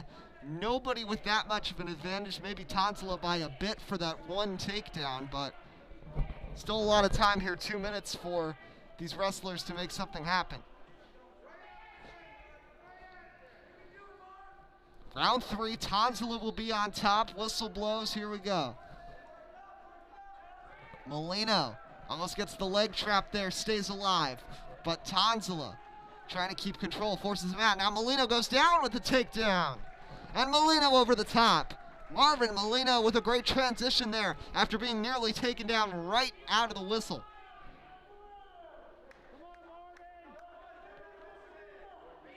Now Tanzla trying to fight out of it with 1.5 minutes remaining here in round number 3 of the 195-pound bout. Molino versus Tanzla.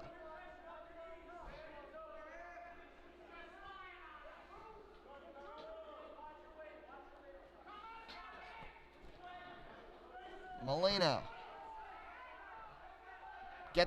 Tanzla gets back up, so Molino had him down for about 40 seconds. Now can Tanzla get his momentum back in the final minute? And he gets up and over Molino, but can't finish him off. Tanzla rolls out a little too far. And Molino will draw a neutral, fired up. Great job right there by Marvin Molino to avoid a disastrous ending there with 1 minute left. 50 seconds.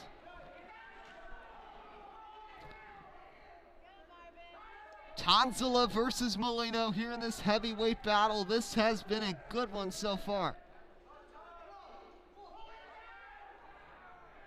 33 seconds.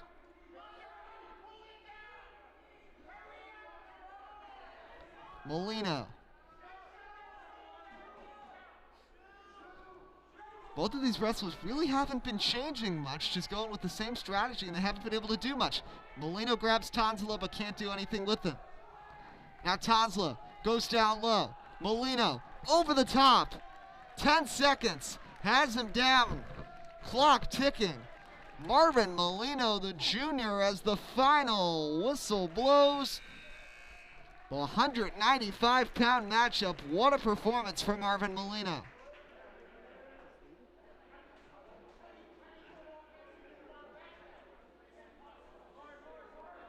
There's a conversation there over with the St. Thomas coach, and we'll see what the decision is here.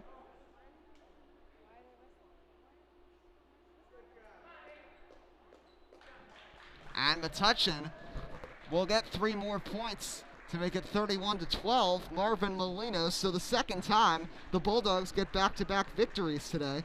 It was earlier in the lightweight with Kearns and McCarthy, and then now in the heavyweight section with both Williams and Molino. So how about a changeover from the last time these teams met?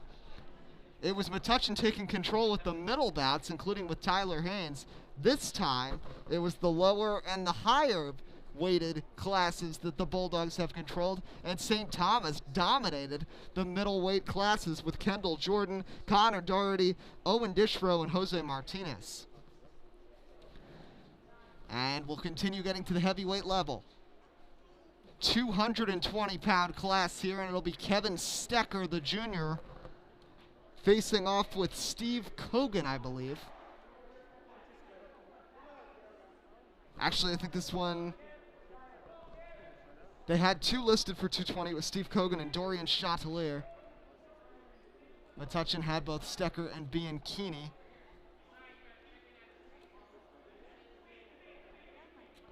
As they'll head to the right side mat right here.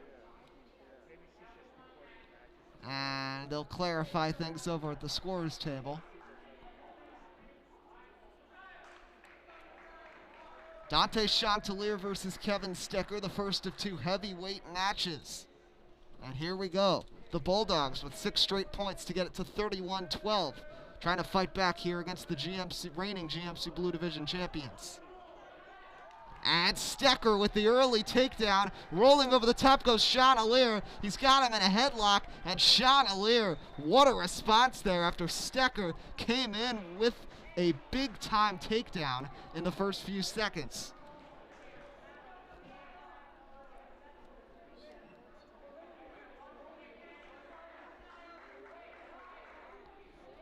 Just 18 seconds in, and we got more action in that short time than probably all the action in those last 6 minutes with Marvin Milano and Nick Tonzala. And now here we go with Chatelier against Kevin Stecker.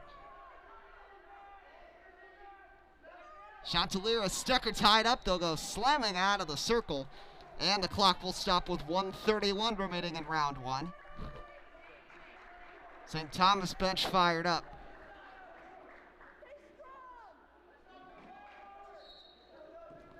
Chatelier. Again over the top of Stecker. Can Stecker escape? Doesn't look like it. Chatelier's got him right now at 118 in round 1. Stecker trying to fight back out of it. Spins out of it a little bit. Gets the head over the neck. And now Chatelier gets back over. Stecker trying to stand up, trying to get some leverage there with the lower body. Gets back up. Chatelier back with a takedown. Chatelier has got him down. Both these wrestlers fighting really hard. Stecker's back up. 47 seconds remaining here in round number 1. Expending a lot of energy here early. We'll see who tires out first as these two really battling here.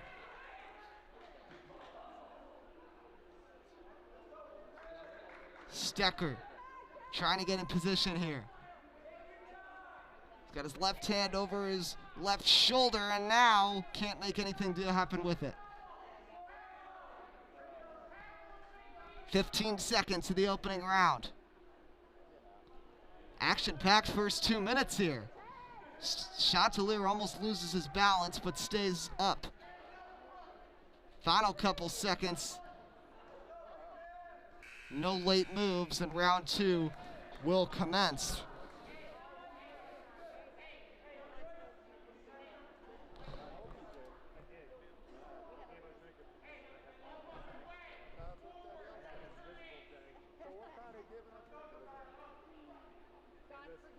Just quickly want to show back here at the 152 mark how exciting this got with Stecker and Chatelier. Stecker brought him down, and then Chatelier was able to roll right back over the top.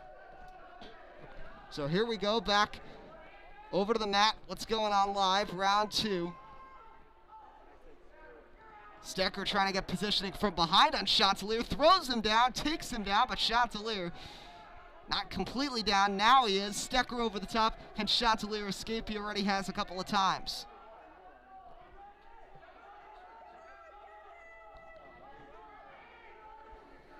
.125 remaining here in round number 2. Right over on the end line now. Stecker over the top of Chatelier. Metuchen. Back-to-back victories from the higher weight classes. Williams at 183 and then 195 for Marvin Milano over Schroll and Tonzala. And a stoppage here at 101 in round number 2.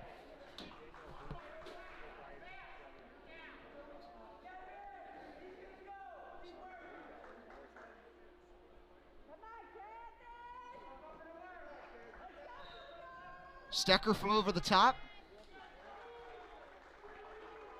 Chanticleer.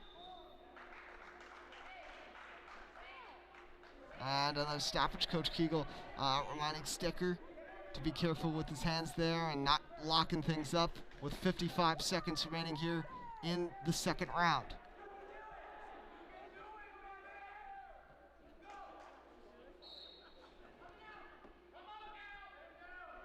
Stecker trying to get good positioning here. Chanticleer trying to free himself. Grabs him by the leg. Now it's Chanticleer trying to get out from Stecker. 35 seconds remaining round 2. Stecker over the top of Chanticleer.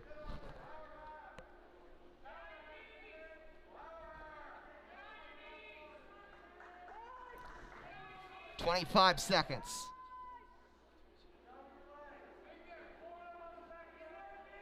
Chanticleer trying to squeeze out of that, but Stecker doing a good job trying to take firm control right now. Now Chanticleer rolling back over. Stecker's got him pinned a little bit.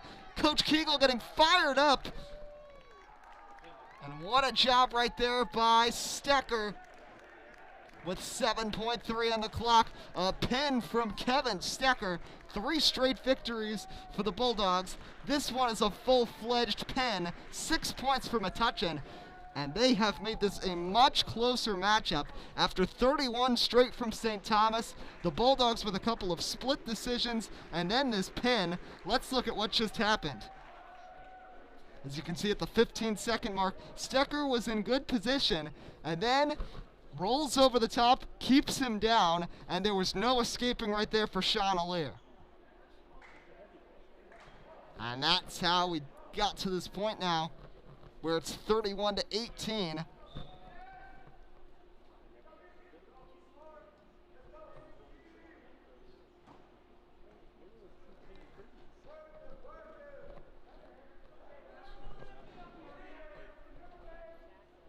So here we go in the 285, the highest class. You've got Matt Bianchini out there against Steve Kogan. Bianchini, a junior, did well in the higher weight classes last season. And he's another guy, of course, when all of these senior leaders are going to leave after this season, he's going to have to take the next step as one of the key leaders on this Bulldog program.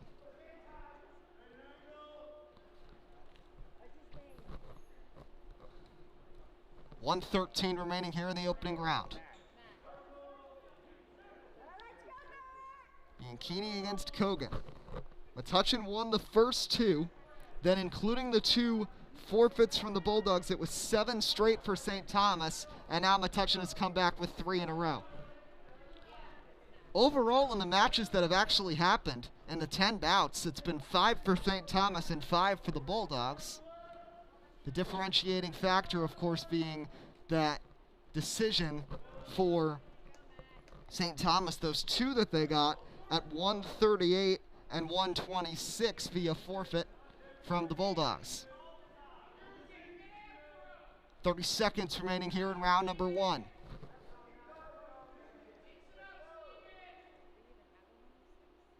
Bianchini trying to get some positioning, changing his levels a bit, and now he'll back off and he'll reset. Bianchini grabs him behind the head with 10 seconds now. Kogan trying to fight back. As the clock will tick down.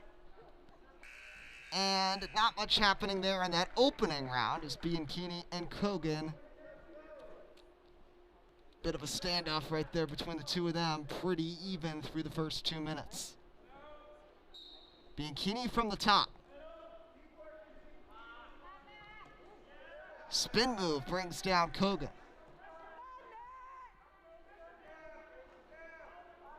Advantage Bianchini right now, but Kogan is trying to get out of the leg lock right there. And stands back up. Bianchini trying to bring him down, sends him to the ground. And they'll go sliding out of bounds. Big time takedown right there from Matt Bianchini. 138 remaining in round 2.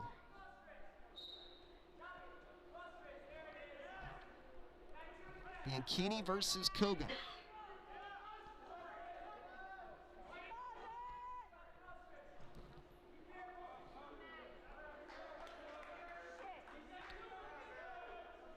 Good battle so far here in the heaviest weight class, 285.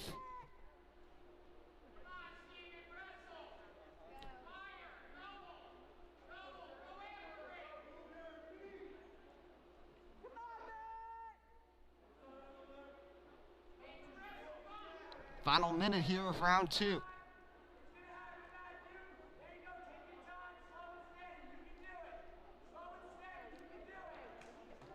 Coach Kegel motivating Bianchini, who kind of throws himself right there out of the circle, comes back in.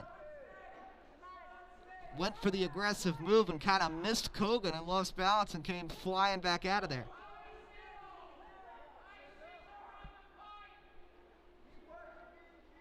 "30 seconds.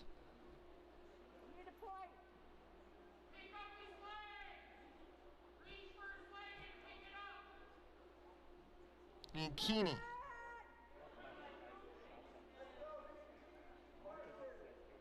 Looking to find a way here against Kogan. 10 seconds remaining here in round 2.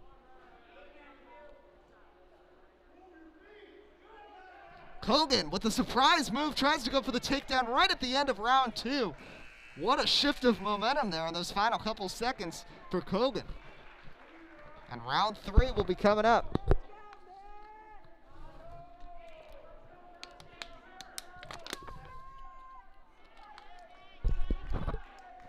Bianchini from the bottom. Tries to fight his way out of that, but is right down to the ground. That move by Kogan in the final 10 seconds could prove to be a turning point in this bout. Now Bianchini is trapped in a really difficult position.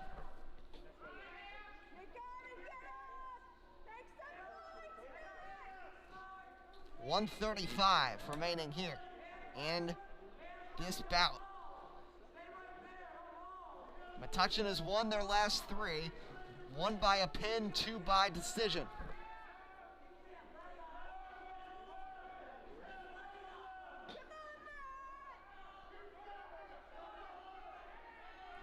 Kogan looking for a pin, looking for a finisher here in the heavyweight bout.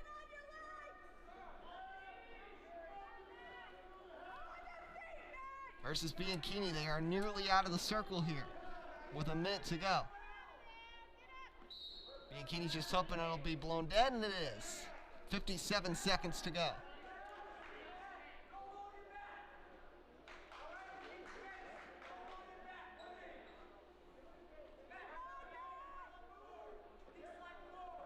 Coach Kegel reminding Bianchini not to hold back here. But yeah, as I said from the beginning, a lot of these wrestlers really have to shake off the rust, shake off the cobwebs a little bit, and get ready to go for this first matchup of the season. But Kogan just continuing to dominate, and Bianchini, every time he's been down, he just has not been able to escape. Something that we've seen a lot of the Metuchen wrestlers be able to do, but others like Bianchini and Haynes and Rossiter have really struggled once they've gotten down. They just haven't been able to get out of those tough spots. Kogan has him with 30 seconds now.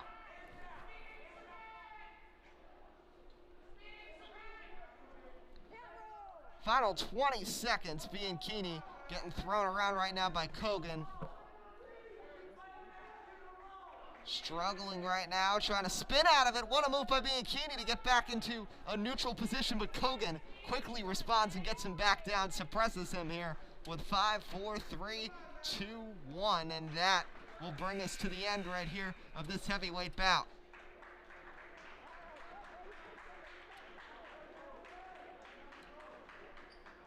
As the decision will, of course, go to St. Thomas via decision to make it 34-18 your score.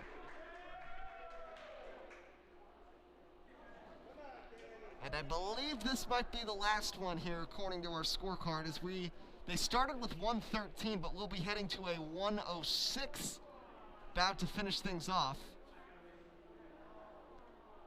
And it's actually going to be a forfeit there from St. Thomas. So Dan Capron gets Metuchen another 6 points via forfeit here. That was the one they were forfeiting, so 34-24 now, and that will do it.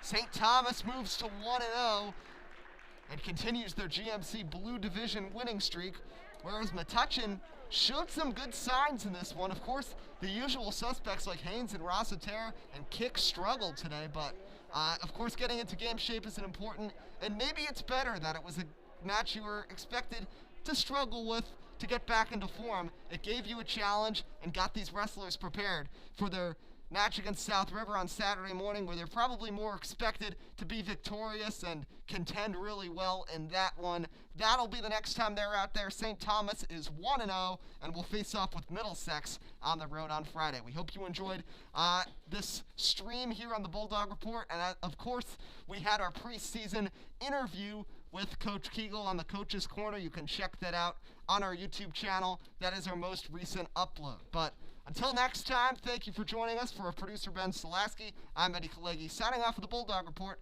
St. Thomas takes the season opener here in wrestling by the final score of 34-20.